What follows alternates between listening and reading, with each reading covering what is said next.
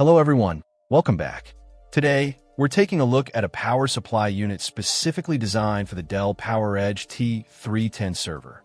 This is the 375W power supply, and it comes under several model numbers, including N375E-01, L375E-0, NPS, 375CB, 1A, T122K, T128K, PS, 5371-1D, and N375E-01.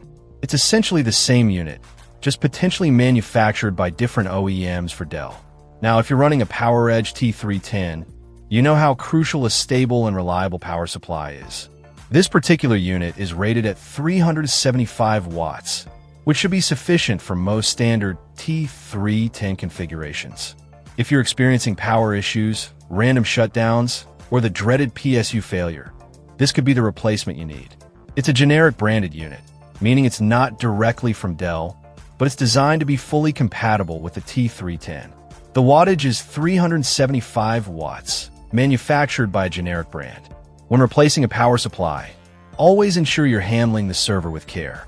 Disconnect the power cord and allow the system to fully discharge before opening it up. Static electricity can damage sensitive components.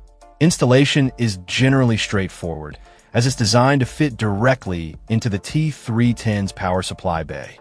Just make sure all the connections are secure.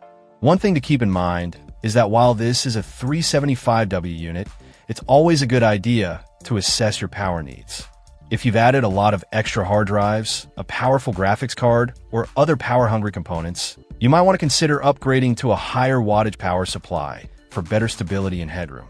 However, for a standard T310 setup, this 375W unit should be perfectly adequate. In terms of noise, it's fairly typical for a server power supply.